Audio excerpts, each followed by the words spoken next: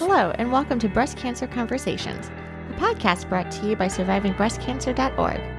I am Laura Carfing, breast cancer survivor and founder of SurvivingBreastCancer.org, a nonprofit organization providing community, education, and resources to empower those diagnosed with breast cancer and their caregivers from day one and beyond.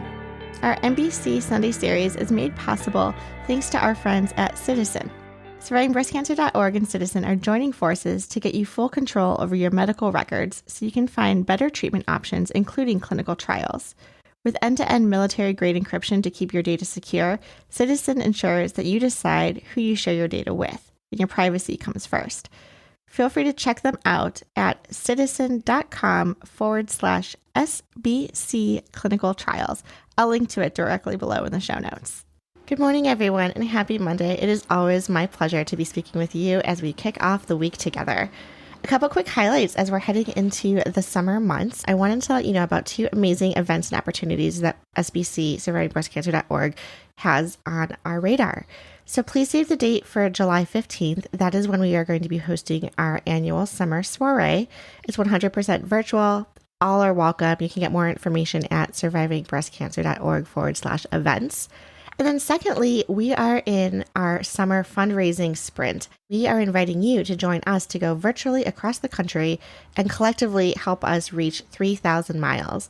We are forming teams. We are going out and counting steps. We're hiking, we're biking, we're swimming, walking, jogging, you name it. You can get more information at SurvivingBreastCancer.org/coast to coast. And that's with the number 2/coast to coast. I'll link to it below as well.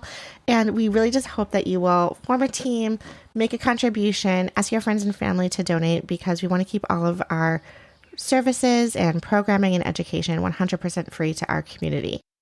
Without further ado, I'm excited to have an amazing panel today. We are here and joined with our moderator, Abigail Johnston, who is spearheading our Every Other Sunday NBC webinar series. And we are joined with 4 panelists, Ron, Shelley, Jaydon, and Kyla. These amazing panelists are going to share their stories of what it was like to be children and have their mom living with a breast cancer diagnosis, and eventually it took their lives. These amazing panelists share their resilience, their memories, the ups and downs, the trials and tribulations, the silver linings, and the legacies that these panelists are leaving to honor their mothers. It's about paying it forward, doing good, and realizing that you're not alone, even though on some days this is probably the most hardest thing any of us have gone through. Welcome to the conversation. My mom died, nearly 60 years ago, and she was aged 40. I think she had breast cancer for a couple of years before she died. I have 3 brothers. We were never told that she had breast cancer, and she was really, must have been, just pretty stoic, and you just didn't notice any different. Kids are pretty wrapped up in themselves. We were all 10, 8, 6, 4, that sort of age. So we were just rocking around, doing our stuff. But of course, the time came she had to go into hospice, and I think she maybe was there for 2 or 3 months. We visited her occasionally. We still didn't know she had breast cancer. It's just she was sick. And then suddenly we didn't see her for a month. And then, my father got us together and said, "Oh, look, I'm very sorry Mum's died." And we go, "Oh, that's not much shock, is it?" It's sort of like it's like it hit us in one go. But when I look back, I think, well, we weren't involved in perhaps the drama of it and her pain. And I think maybe that was her decision, just protect the boys. That's perhaps what a mother would do. So I don't know much about the details. I know she was a great mom, and sort of when I was diagnosed, as I said, 7 years ago, it sort of all gelled together, and it made me realize what she went through. So my mom found out she had breast cancer while pregnant with my little sister in 2003. And we always say, like, Caitlin's like just a little child that saved our mom's life, because we would have never known if it wasn't for her. So she was diagnosed in 2003, getting radiation and chemotherapy while pregnant. And then she was in remission from 2004 to 2008. And that's kind of when I was like kindergarten. And that's the time I remember her picking me up from school, like going to the library those times. And then she got re-diagnosed with breast cancer again. But the time that like it got the hardest was in 2013 when she got diagnosed with triple negative breast cancer, and it metastasized. And then come October 21st, 2014, that was the day I thought I was going to lunch with her. But instead, I was told by my dad that she wasn't here anymore. At the time when she was going through her treatments, did you know what they were called and what was going on?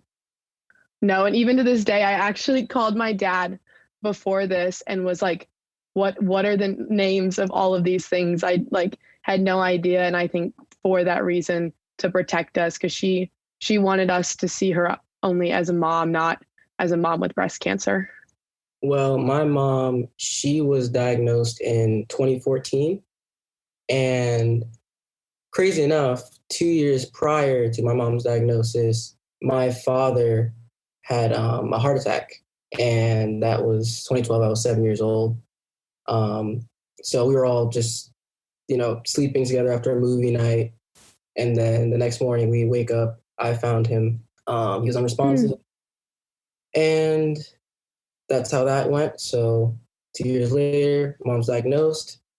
And going into her diagnosis and, seeing how she would have the treatments and she would go to Tampa sometimes or have people drive her, I was somewhat aware of what cancer was and what came with that, because when I was 5 years old, my dad's mother, my grandma, she had died of breast cancer. And I remember going to the hospital and visiting her and seeing some of the treatment she had to go through and, seeing that process. So I wasn't completely oblivious, but I was still, figuring things out. 2014 was when she was diagnosed. And then she was in remission for about a year and a month. And then came back and was more aggressive. And was just, a battle for my mom. But Thank you, Jaydon, for sharing that. Shelley, would you talk about your mom's diagnosis and her experiences with cancer as much as you knew? As I understand it from what little my dad has been able to tell me about it, she actually had lumps as far back as when she was in high school. Young women don't get cancer, that kind of thing. So, she met my dad, she got married, and she had my brother, and then she had me. And sometime after I was born, I guess at this point, the lumps had gotten such that you could actually see her skin. So, she like went back for the gazillionth time to her doctor and said, there's something wrong with this. And they finally agreed, well, we'll try to drain the cysts. And of course, I stuck a needle in and discovered it was hard tissue. And, she ended up having a mastectomy. I'm not really sure how long from the time she was officially diagnosed until she passed. I would say probably it was at least a year, maybe two. I was probably about 4 at the time. I don't actually remember my parents ever actually telling me that she had cancer, and I wouldn't have known what that was anyway. But I understood being sick. We'd lost my grandpa about a year before, and I kind of understood that. But I had no understanding that what she had was terminal, because when you're a child, you don't think of your parents dying. So this was when I was in preschool and kindergarten. So I remember her taking me to appointments with her.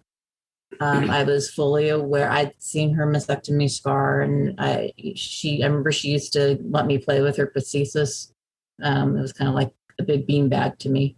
How was it to live with a mom who was sick, who was getting treatment, and that sort of thing? So, Rod, did you want to expand on that a little bit about just the experience of living with your mom while she was going through treatment? I haven't got the details, but having experienced it as we have, well, you could sort of understand what she was going through. But I think you have to also remember back in that time, there was no chemotherapy. There were no hormone blockers. So her treatment was a radical mastectomy and radiation, and that's pretty brutal, but she didn't sort of complain. She just was, just got on with things, but it wasn't the thing to go on talking about the disease. I mean, we're all sort of so immersed in it. Even breast cancer was like almost a cancer without a name. This is 60 years ago, right? And it wasn't something you shouted about. Yeah, as you can imagine, me and my three brothers were devastated to lose our mum, obviously. And but yeah, well, she's gone. She's gone. Thank you, Rod. Kyla, would you talk a little bit about when you mentioned when you found out that your mom had breast cancer, and how involved were you with kind of the process of things? I think you mentioned that you had to go back and ask your dad about some of the labels, but what was it like while your mom was living with metastatic breast cancer, and how did that affect your relationship with her? On October 20th, I got a call from my dad that was like, we're at the hospital. Everything's going to be okay. She just like her sodiums are low. We're just going to get them back up. We'll be out of the hospital in the next 1 or 2 days. Like, it's looking good. And I didn't think anything of it. I just texted my friend, was like, hey, can I go to dinner with you before the volleyball game? And then had my dad pick me up afterwards. And so we had I didn't think anything of it. Just like she had to get her sodium levels back up. She'd be home in the next few days. And obviously that wasn't the case in life. I could never understand the things that went on in her head, but from a child and as her daughter, all I could see was she would sing Good Morning Sunshine to me in the morning. She would make me brush my teeth. She would drive us to school, pick us up from school, take us home, make dinner for us, have our 3 minutes of mommy time right before bed. And and I think that's all she wanted. And I don't think she ever wanted the disease to be at the forefront of our minds ever. And I think that takes a lot of resilience and selflessness. I'm forever grateful that she did that, because that's how I remember her. So you remember the positive points of just living versus cancer having any part of that. Yes. And obviously, at the end, even though I didn't know it was the end, there was obviously things that were a little different, that she was a little slower, or she had to go to bed earlier, or the huge oxygen tank in her bedroom and the fluid getting drained from her lungs in the morning. Obviously there was definitely signs, but since I just never thought of it beforehand, it just seemed like, oh, she'll get through it. It'll be okay. From what I remember, because my mom, as I look back on it now, she did a really good job of, being her normal self, despite, I remember, there was a point where she had to have a walker and a chair in the shower, and, she had to, because my mom's, she had one procedure where her lung ended up being punctured accidentally. And she also had to use a catheter and, to have her lungs drained as well. I remember that, but even in the hospital rooms, she would be the same mom that I always knew, and she never really let that show. She didn't let it affect her, she tried her best. Jaydon, did you have any questions that you did or didn't ask your mom while she was living with cancer? I wish I could have valued that time more. And the only reason I say that is because of how, I guess, naive I was back then. Because, in my mind at the time, I was thinking, well, mom had cancer before. She was fine. Despite it coming back, I was, pretty optimistic about the whole situation. So it was just more so wishing that I could have, truly valued the time that I had with her. At the time, obviously, I didn't even know what to ask.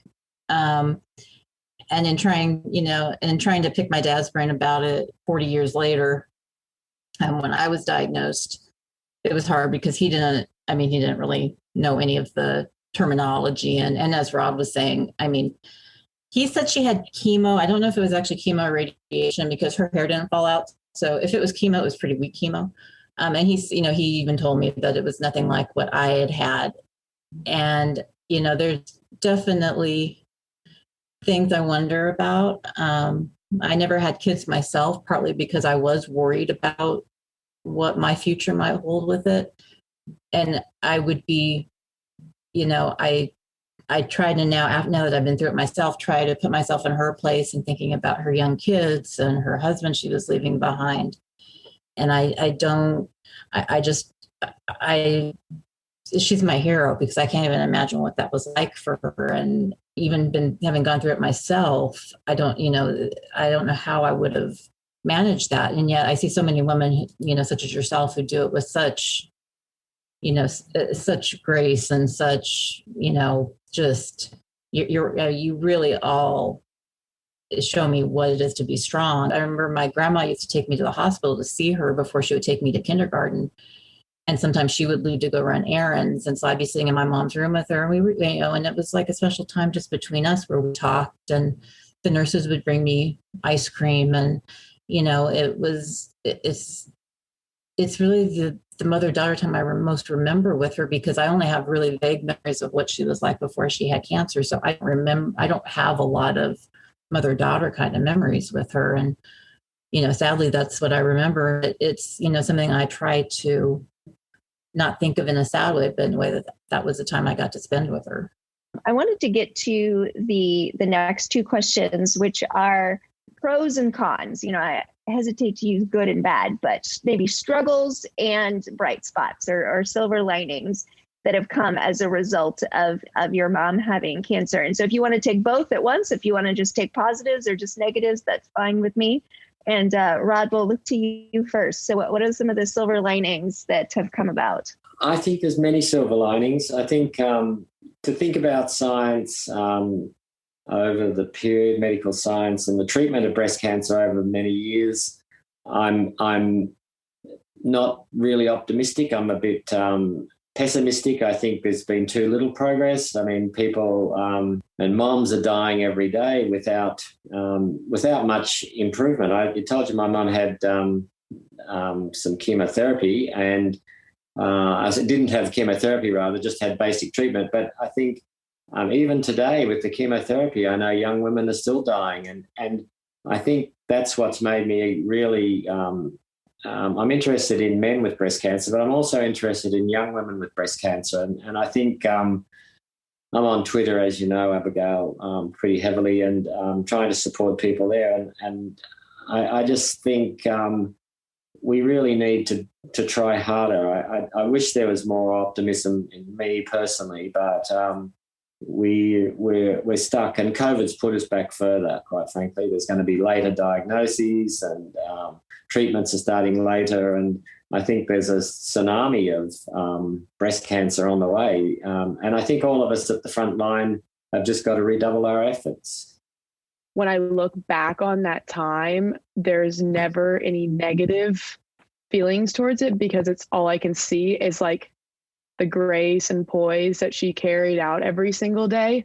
By her doing that is now the way I want to live my life, because through all of those struggles that I could never imagine, she showed up every single day for my sister, my brother, my dad, and I. That's what I'm trying to do every single day for every person out there, and help others, because there was time afterwards, like the sense of feeling alone is magnified, and you just don't feel like anyone out there understands. And obviously us all being here means that we all understand. But it's easy to put yourself in a little hole and think that all your struggles are really hard. And so just coming about with like metastatic and like that time with my mom, just being there for other people and having people support other people is, I think, huge. And just talking about it just is like the first step to even create change.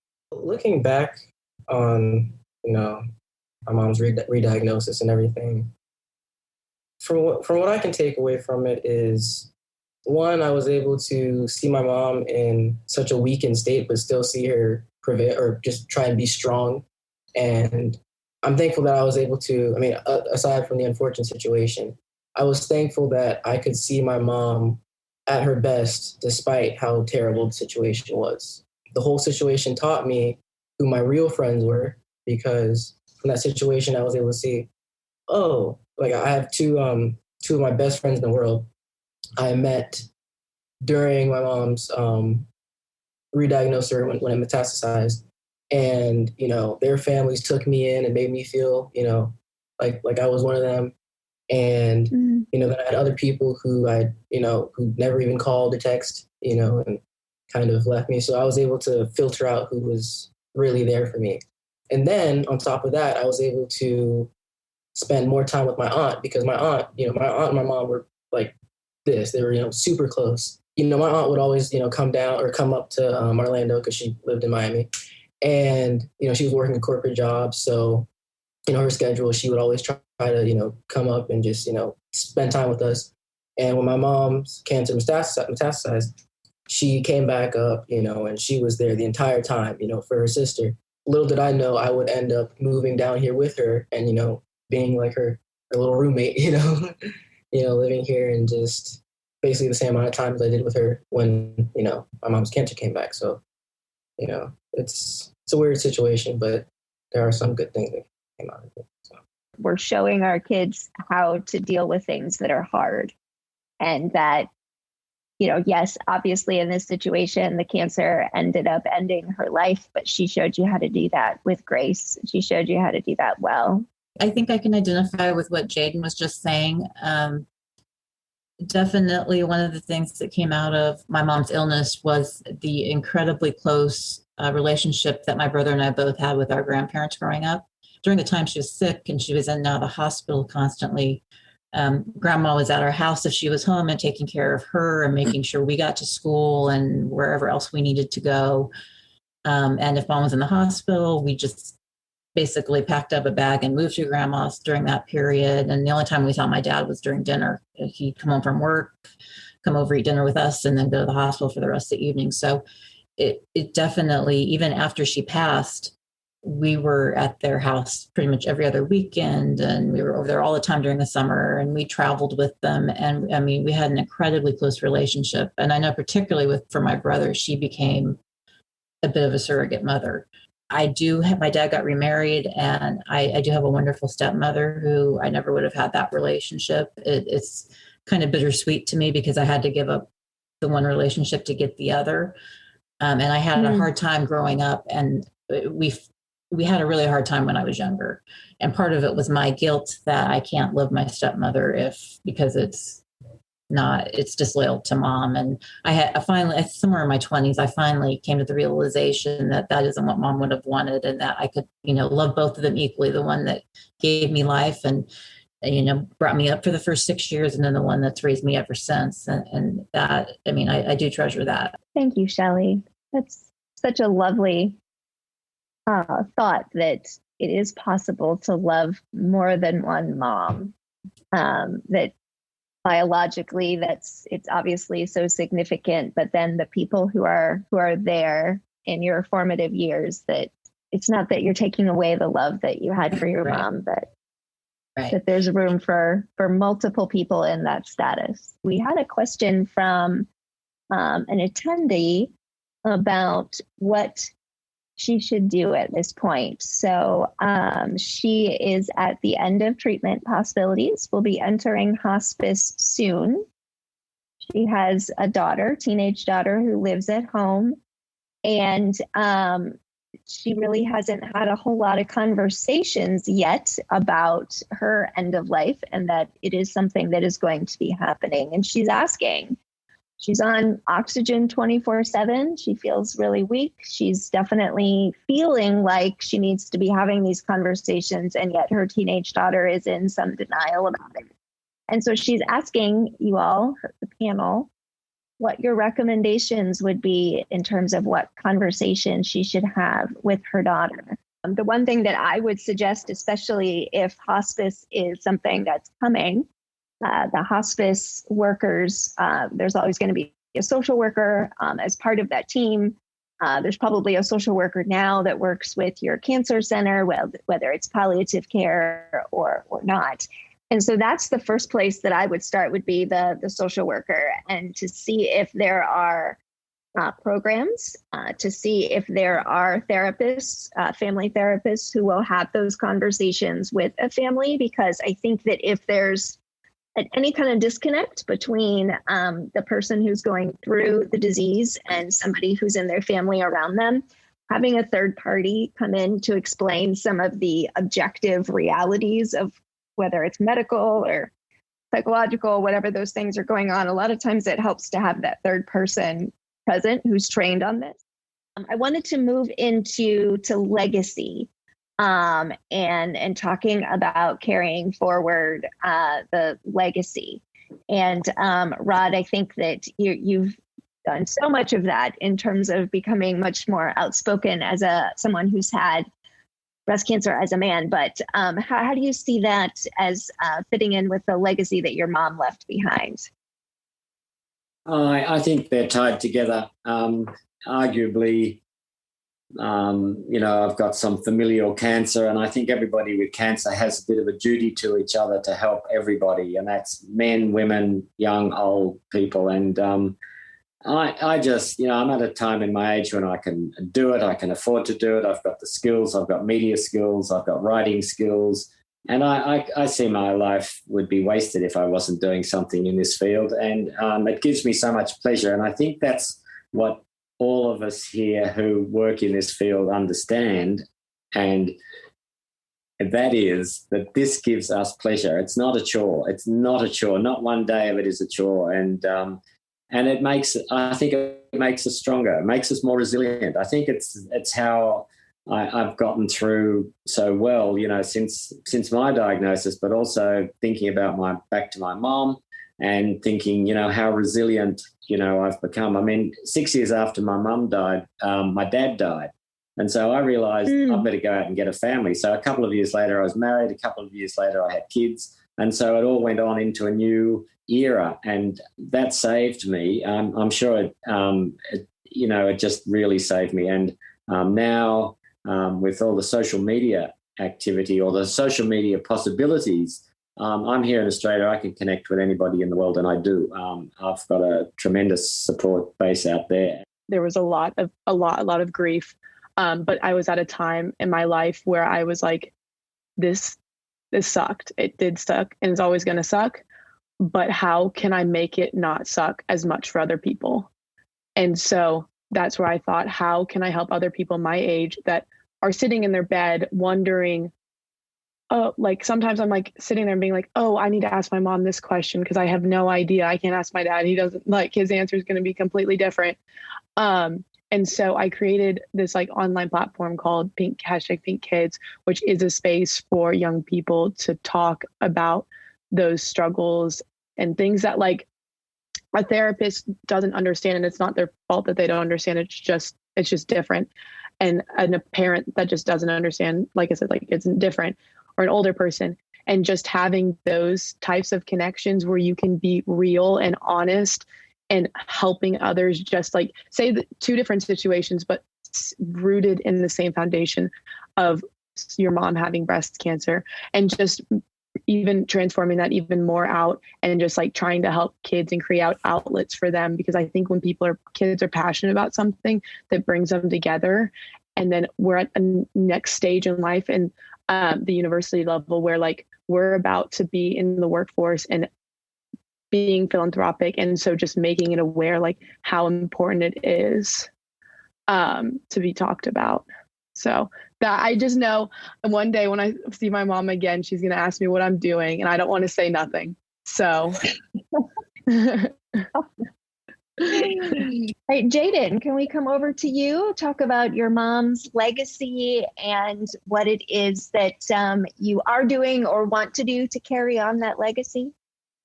Well, right now, I think the main thing that I'm trying to do is just living my life as my mom and my dad would want me to, because I mean, my aunt, she instills that into me as well. It's just, think of what would your mom think? What would your dad think?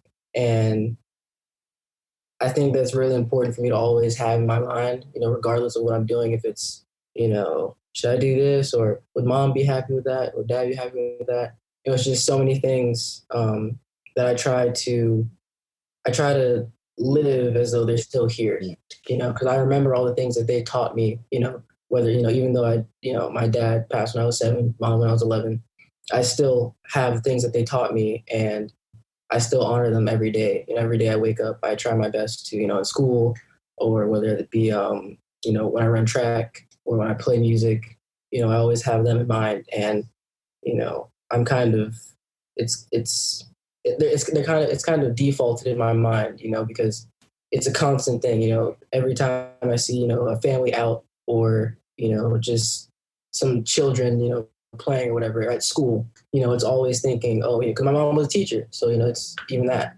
just constantly thinking about them and what they want. Something I try to just constantly work on. It's sort of strange because I went so many years not really understanding what she went through. And it wasn't until I was diagnosed and I had, as they were trying to stage me, and I didn't really understand what stage 2 versus stage 3 versus stage 4 meant. And I was under so much terror myself. And I suddenly thought, my God, is this what mom had to face? Except she didn't have an entire hospital full of doctors trying to help her. And, as I was going through treatment, about halfway through chemo, when I was at my absolute lowest point, I stumbled into a support group. And it was amazing to me to interact with these other women who were from all different backgrounds, all different stages of life, but we had that one thing in common. And it was as I got more and more involved in numerous support groups that I really saw other women that are so much like my mom. And I realized, and I could see what they were going through. And I understood, even without kids, I understood myself how that felt. I felt a lot more connection to her. And I realized that the thing that she would want me to do is pay it forward, because I was horrified when I saw so many young mothers with kids that were the age I was. I just had one that passed away a few months ago. And it's just like, it's terrifying to me that this still happens. Such a consistent theme from all of you, that you had this horrible experience and then you are motivated to pay that forward. But one thing I was thinking about when you were talking, Shelley, is how many times in the support group somebody posts something and then there's 20 people who are like, I thought I was the only one. And how valuable is it just to find out that somebody thinks the same as you do, or is having the same visceral reaction to something, or, whether it could be an illness or, for you guys, Kyla and Jaydon, meeting somebody who's lost their moms. There's kind of that instant, you have that commonality in common. So important, Shelley, in that, reminding people that they're not alone. Well, my word for today is resilience, because one thing that I see in each of you, and that I certainly hope others will be able to see in my kids, is that while this is the worst thing that ever happened to you, you've taken it and you've used it to make something better, other lives better, your own life better. And I think that's pretty amazing. And quite frankly, if that's what my kids are able to do, then I know I will be exceedingly proud of them. So I'm sure your moms are looking down on you, and very proud of each of you and what you've done with this awful thing that's happened to you. We have no control over what happens to us in life. What we have control over is our response to it. So I think the responses that each of you have had have just been truly beautiful. So thank you all. Thank you all for joining and tuning in each week to Breast Cancer Conversations. As a reminder, this content is not intended to be a substitute for professional medical advice, diagnosis, or treatment. Always ask the advice of your physician or other qualified health professionals with any questions you have regarding a medical condition. Be sure to check us out at survivingbreastcancer.org, where you can find out more about upcoming happenings and events and webinars, as well as follow us on social media. Instagram handle is survivingbreastcancer.org, all one word, and also on Twitter, which is SBC_ORG. Let's continue the conversation online. Keep on thriving, and we'll talk to you again next week.